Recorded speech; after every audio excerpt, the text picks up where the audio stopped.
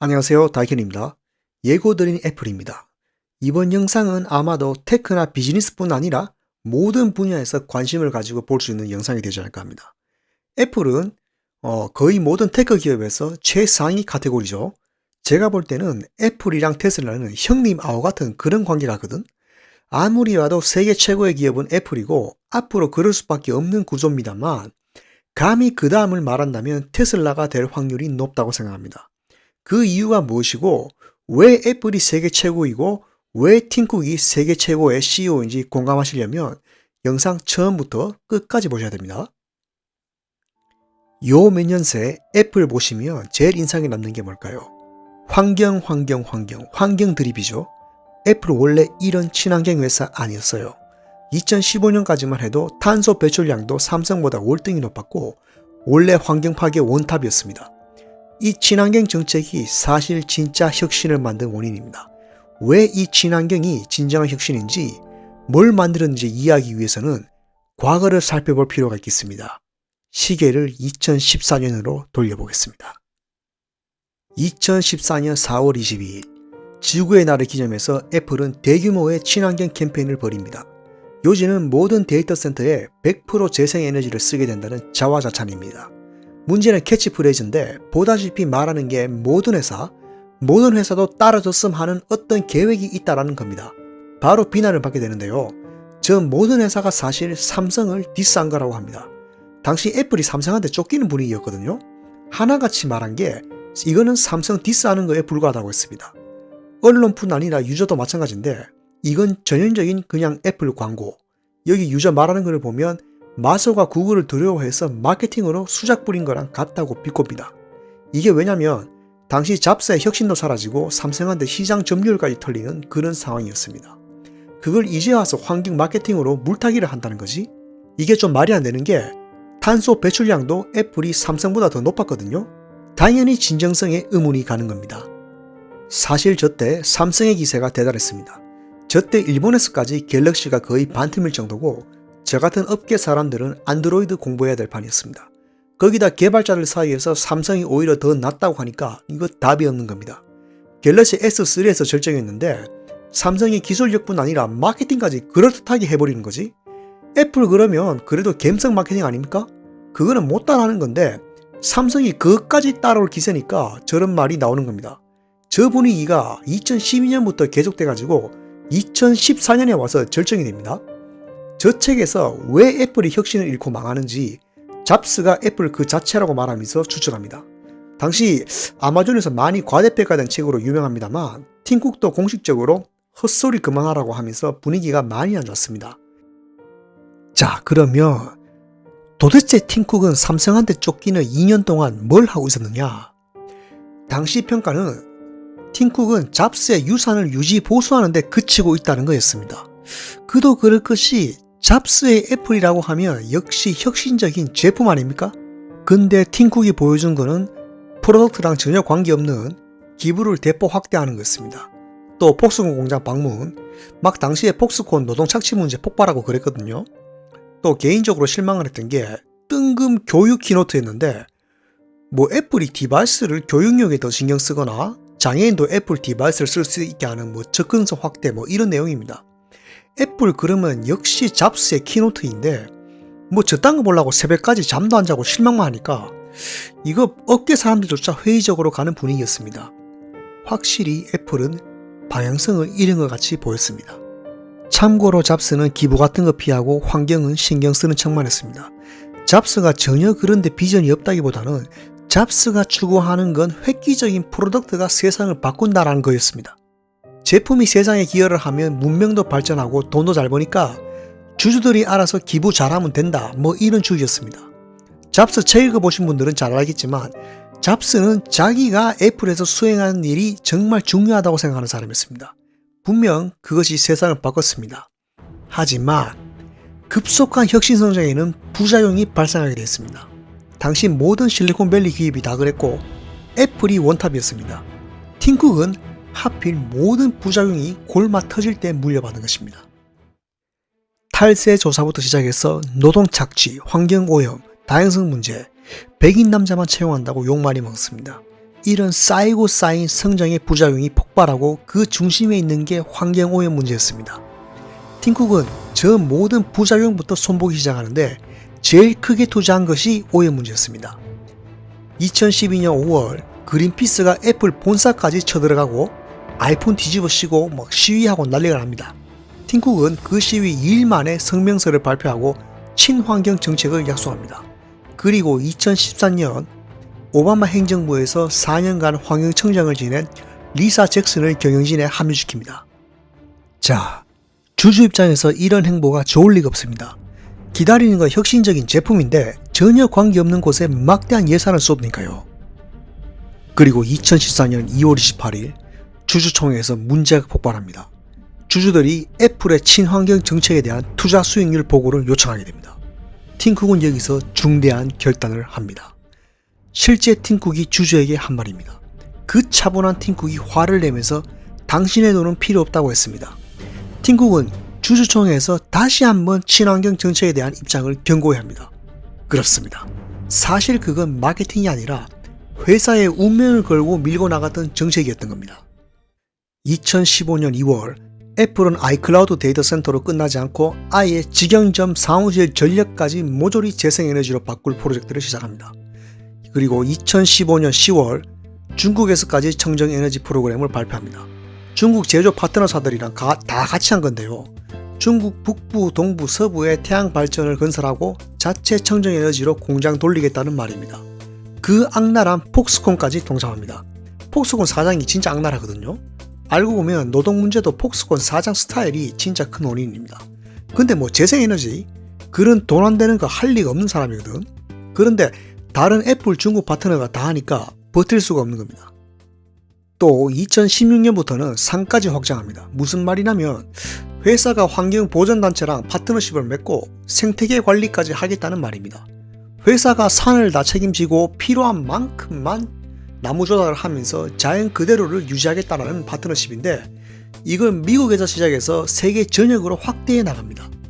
2016년 12월 아예 애플 공급망 전체를 재생에너지로 바꾸는 프로젝트를 진행합니다. 골드윈드가 중국 풍력에너지 회사인데요. 이 분야에서 세계 2위입니다. 이게 당시 애플 재생에너지 프로젝트 중에서 제일 큰 규모였습니다. 이런 걸 계속 애플 홈페이지에서 뉴스를 보고 있거든요. 저는 그때 계속 관심 있게 봤는데 보다 보니까 이게 장난이 아닌 거지. 그냥 드립이나 마케팅이라고 할 수 없는 차원이 다른 수준이었습니다. 많은 사람들이 애플이 하는 것에 대해서 진정성의 의문을 가집니다만 팀쿡에 대해서 알면 그게 진심이라는 걸 알 수 있습니다. 팀쿡은 경영대학원 야간까지 다니면서 윤리를 수강했다고 합니다. 당시 팀쿡이 관심 있어 하던 건 기업이 세상을 이롭게 하는 선한 힘이라는 개념이었습니다. 당시 기업 윤리라고 하면 내부 비리나 회계 부정 같은 걸 생각했는데 팀쿡이 가치를 둔 거는 기업이 어떻게 좋은 세상을 만드느냐 하는 개념이었거든요. 이 말이 뭐냐면 팀쿡이 애플의 CEO가 되고 항상 말하던 게 사회적 책임감입니다. 애플이 스마트폰 시대를 열었고 모든 기업이 애플이 하던 걸 따라하던 시대였죠. 뭐 지금도 그렇지만 당시에는 더 심했습니다. 그만큼 보는 눈이 많았고 실리콘밸리에서 터진 문제의 원흉으로 몰리는 게 애플이 되던 그런 시국이었습니다. 그러니까 팀쿡 비전의 핵심은 어떻게 하면 애플을 선한 힘으로 활용하고 어떻게 하면 애플의 영향력으로 인류가 직면한 문제를 해결하는 솔루션이 되는 거였습니다. 그래서 교육의 기회를 확대하고 여성 고용, 노동 환경 개선 같은 문제를 해결하지 않는 한 전진할 수 없다는 겁니다. 그 선한 힘 중에서 팀쿡의 핵심 가치는 바로 평등과 인권입니다. 팀쿡이 알고 보면 시골 노동자 가정에서 나고 자란 사람이거든요. 팀쿡 고향이 인종차별까지 많이 심한 곳인데요. 본인도 성소수자로서 제대로 된 말 한마디 못하고 컸습니다. 이런 배경도 있어서 팀쿡한테 평등과 인권은 절대적인 가치였습니다. 평등에 있어서 지구 환경은 제일 꼭대기에 있는 카테고리예요. 환경이랑 평등이 무슨 상관이냐라고 의문을 가지는 분도 있을 수 있겠습니다. 근데 이거는 절대적입니다. 이 평등이란 게 환경이 파괴되면 근본적으로 얻을 수 없는 거거든요. 자, 간단하게 생각해 보세요. 기술 문명 중심의 디스토피아는 더 이상 공상과의 얘기가 아닙니다. 벌써 벌어지고 있죠. 코로나 이전부터 계속되었습니다. 미세먼지만 봐도 어떻습니까? 환경이 완전히 파괴되면 숨 쉴 권리조차 상실합니다. 인간의 기본권조차 선택받은 사람이 아니면 가질 수 없게 됩니다. 지구 환경이 완전히 파괴된 상태에서는 평등이나 인권 문제의 개선 여지조차 사라집니다. 이렇기 때문에 기업, 특히 기술 기업은 책임을 가지고 문제 해결에 앞장서야 되는 거고, 애플이 선도해야 다른 기업들도 따라온다는 게 팀쿡의 주장입니다. 우선 팀쿡은 에너지 문제부터 해결해야 했습니다. 그 다음에 AI 로보틱스 기술로 그 문제 해결, 본격적인 착수를 시작합니다. 2017년 4월 모든 제조 공정에 제품 폐기물 재활용을 시작합니다. 스마트폰에 들어가는 희귀광물 말입니다만 채굴부터 폐기까지 엄청난 오염이 발생합니다. 이걸 재활용해야 된다는 주장은 2015년부터 계속 있었는데, 특히 아이폰은 분해가 더 어렵다 보니까 그냥 폐기했습니다. 경쟁사도 마찬가지입니다. 1년마다 신제품 내는 것도 벅찬데 언제 재활용 기술 개발합니까? 근데 애플이 이미 시작을 했다는 거죠. 이 말은 매년 300만 톤의 스마트폰 폐기물에서 희귀금속을 회수할 수 있다는 의미가 됩니다. 처음에는 4%밖에 못했는데 다음 모델 데이지부터 1시간에 200개의 아이폰을 분해하기 시작합니다. 또 팀쿡은 지구에서 모든 종류의 채굴을 중단시키겠다고 선언합니다. 애플이 매년 환경 책무 보고서라는 걸 내는데요. 거기 보시면 IR 자료처럼 진척 보고가 잘 나와 있습니다. 여기서 팀쿡은 미친 소리로 들릴지도 모른다고 하지만 기존에 출시한 제품을 포함해서 거의 모든 제품을 재활용 재료로 만들 거라고 합니다. 여기서 실험이라고 언급하는데요. 아까도 말했지만 스마트폰 분해 기술이 그만큼 어렵습니다. 애플은 이 미친 소리를 실제로 하나하나 구현하기 시작합니다. 그리고 2018년 4월 12일 애플은 모든 공정을 100% 재생에너지로 가동하게 됩니다. 공장, 사무실, 매장, 제품 공정까지 전 세계에서 애플 관련된 건 다 재생에너지 쓴다고 보시면 되겠습니다. 이거 달성한 기업은 애플이 유일합니다. 사진 보시면 여기 싱가포르인데 싱가포르 아파트 옥상에 저렇게 태양열 패널을 설치해서 재생에너지를 만듭니다. 뒤에 말씀드리겠지만 이거는 지구를 바꿀 설계된 혁신의 시작에 불과합니다. 2018년 5월 애플은 한 발 더 나아가서 알루미늄 재련까지 탄소 중립 자체 해결을 시도합니다. 온실가스 배출을 제거하는 세계 최초의 재련법이거든요. 이제는 금속 재련까지 합니다. 참고로 알루미늄이 오늘날 산업 부분에서 나오는 온실가스 배출량의 20%가 넘습니다. 2017년도 환경채무보고서를 보시면 그 설계된 혁신의 전말을 알 수 있습니다. 먼저 애플이 말한 건 따로 광석 채굴을 더 이상 안 하고 스마트폰 폐기물에서 그 희귀광석을 분해하고 바로 제품 프로세싱, 제조에 들어가겠다는 말이거든요. 잠깐만 여기서 이러면 말도 안 되는 사이클이 발생하겠죠. 2020년 환경채무보고서를 보시면 그게 완성이 돼가고 있습니다. 전기부터 100% 재생에너지로 자체 생산해서 애플 사무실, 데이터센터, 스토어에 공급하고 조립에서 배송까지 탄소 중립 재활용 사이클을 만들어버린 걸 알 수 있습니다. 이러면 당연히 비용도 획기적으로 줄겠죠. 환경도 살리고 단가도 줄이는 이 미친 사이클입니다. 그리고 희귀금속 채굴 문제는 환경 보전 이전에 경제적 차원에서도 반드시 해결해야 될 문제거든요. 제일 중요한 히토류의 70%가 중국에서 생산됩니다. 아까 말했듯이 히토류는 채굴에서부터 환경오염이 발생하죠. 1톤 생산하려면 8.5kg의 유독가스와 13kg의 분진에다가 방사능까지 발생합니다. 재련 과정은 더 위험합니다. 이게 미국 같은 선진국에서는 환경 문제도 그렇고 극악한 노동 문제 때문에 하기가 힘듭니다. 그래서 중국이 빠르게 개척할 수 있었는데 매장량까지 중국이 1등입니다. 아다시피 중국이 환경오염 무시하고 경제개발만 했기 때문에 이 시장을 빠르게 잡을 수 있었고, 근데 문제가 생기죠. 히토류가 스마트폰이나 컴퓨터뿐만 아니라 전기자동차 같은 첨단 제품에 다 필수란 말이에요. 중국 의존도가 높아지다 보니까 중국이 이걸 악용할 우려가 당연히 생기는 거죠. 이거 이번에 러시아 봐도 알 수 있듯이 경제적으로도 반드시 해결해야 될 문제입니다. 근데 애플이 그걸 해내고 있죠. 모든 기업이 애플같이 사이클을 만든다면 지구도 살리고 중국이나 러시아 같은 나라가 자원 가지고 까보는 일도 사라질 겁니다. 그러니까 이건 기적의 사이클입니다. 환경 지키지, 경제 살려, 기업의 이윤도 남겨, 평화까지 지키는 이 미친 사이클입니다. 이게 실제로 가동이 되고 있다는 겁니다. 이게 저 사이클 안에서 돌고 도는 샘플입니다. 애플의 모든 제품의 외장 케이스는 100% 재활용 알루미늄, 모든 제품 메인보드까지 주석 납땜 재활용합니다. 여기서 탭틱 엔진, 이게 애플 유니크 테크놀로지인데 아이폰이나 애플워치 터치했을 때 느끼는 미세한 진동들, 그게 다 탭틱 엔진인데요. 이건데 로고까지 저렇게 섬세하게 박을 정도로 애플이 자부심을 가지고 있는 고유 기술입니다. 저기 써있는 텅스텐, 이게 히토류인데 이걸 이제 100% 재활용하고 있다는 거지. 팀쿡이 2017년도에 했던 이 미친 소리가 현실이 된 겁니다. 저 사이클의 시작은 원래 리셀을 하면서 재가공을 하고 개발도상국에 파는 거였는데 여기 이런 사이클이 하나 더 추가돼서 무한으로 돈다는 거지. 폐기된 게 분해되고 아까 보신 로봇가 분해하고 희귀광물은 따로 출원합니다.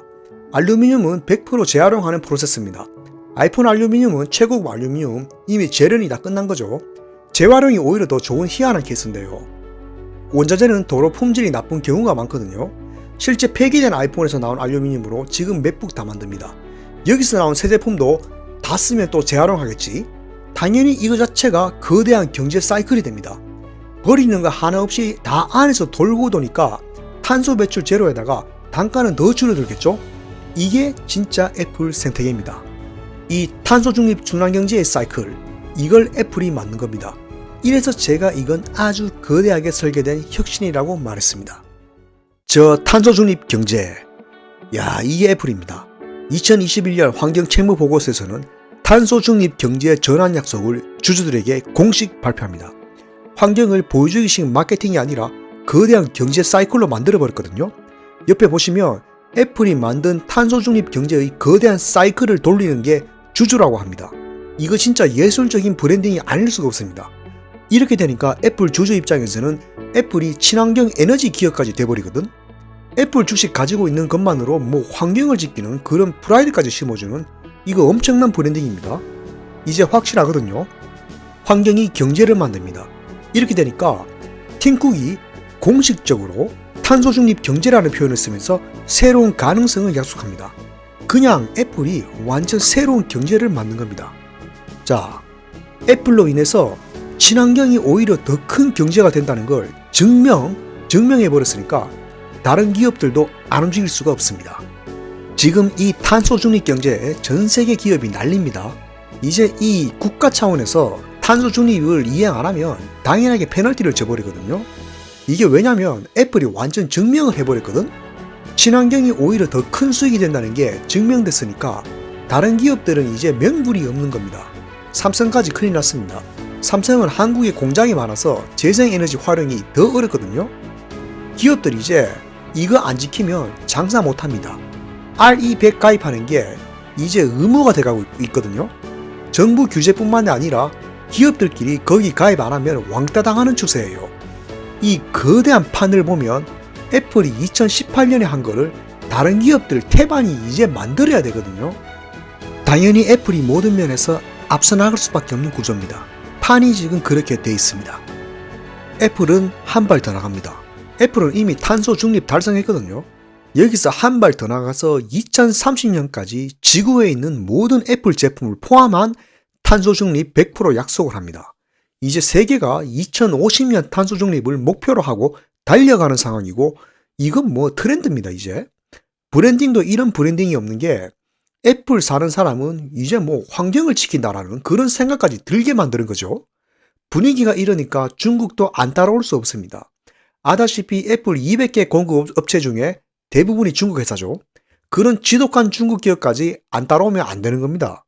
이런 무브먼트를 만든 기업이 바로 애플입니다. 그리고 아까 말했듯이 환경 이건 지구온난화 이전에 아주 거대하고 새로운 시장입니다. 이제 환경경제를 쥐는 기업만 성장할 수 있는 구조예요. 이걸 자사제품 사이클에 처음부터 설계하고 실제로 수익을 내는 회사는 테슬라밖에 없습니다. 예를 들면 탄소 이거는 이미 그 자체가 물리적인 재화입니다. 예를 들어서 2021년 테슬라 탄소 배출권 매출만 1조 7천억 원, 그 중에서 중국에서만 4,600억 정도입니다.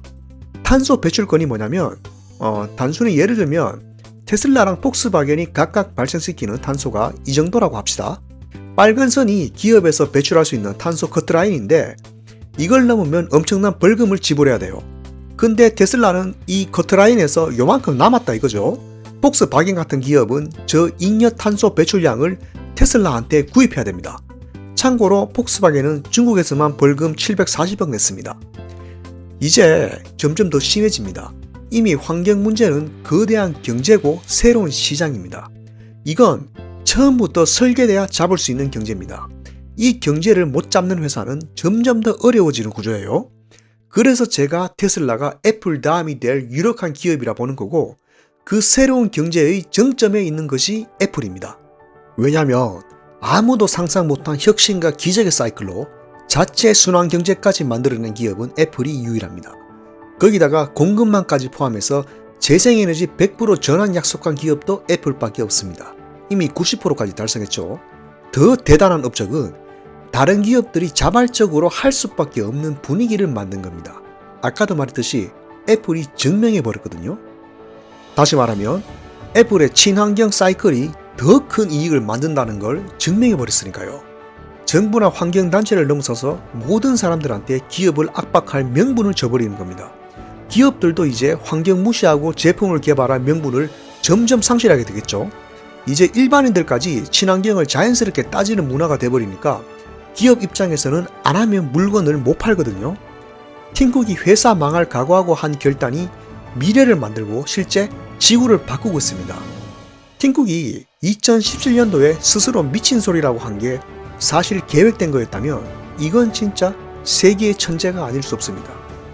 제 생각에는 지금까지 팀쿡이 한 경영적 판단을 보면 이 거대한 판을 설계하고 미래를 내다봤지 않을까라고 조심스럽게 추측해 봅니다. 그리고 그 위기 속에서도 옳은 것을 밀고 나간 그 한 번의 결단이 지구를 바꿨다 해도 과언이 아닙니다. 그리고 이 팀쿡의 사명감, 자주 말하는 것이 세상을 더 나은 곳으로 만들어 놓고 떠나겠다는 것입니다. 이 선의 힘을 믿고 지구를 바꾼 혁신이 애플의 진짜 혁신입니다. 어떻게 보면 프로덕트 중심의 잡스가 좀 악랄하게 보일지도 모르겠습니다만 사실 잡스가 팀쿡에게 CEO 넘길 때 당부한 말이 있습니다. 절대로 잡스라면 어떻게 했을까라고 생각하지 말고 스스로 생각해서 옳은 길을 가라고 했다고 합니다.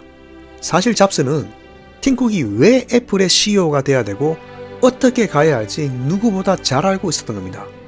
팀쿡은 잡스의 의지를 계승하고 그 올바른 길을 실천하고 지구를 바꾸는 혁신을 이뤄냈습니다. 바로 이 옳은 것을 실천하는 기업가 정신이 오늘날의 애플의 혁신을 만든 겁니다.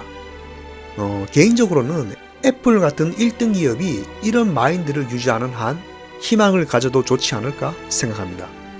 팀쿡이 MIT 졸업 축사 때 한 스피치로 이번 영상 마치겠습니다. At a shareholders meeting a few years back, someone questioned Apple's investment and focus on the environment. He asked me to pledge that Apple would only invest in green initiatives that could be justified with a return on investment. I tried to be diplomatic.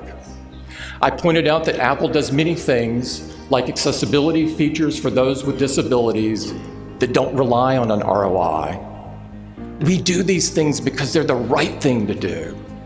And protecting the environment is a critical example. He wouldn't let it go, and I got my blood up. So I told him, if you can't accept our position, you shouldn't own Apple stock. When you're convinced that your cause is right, have the courage to take a stand. If you see a problem or an injustice, recognize that no one will fix it but you. As you go forward today, use your minds and hands and your hearts to build something bigger than yourselves.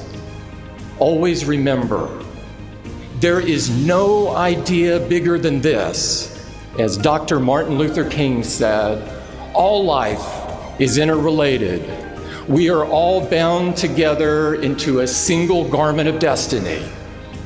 If you keep that idea at the forefront of all that you do, if you choose to live your lives at that intersection between technology and the people it serves, if you strive to create the best, give the best, do the best for everyone, not just for some, then today, all of humanity has good cause for hope.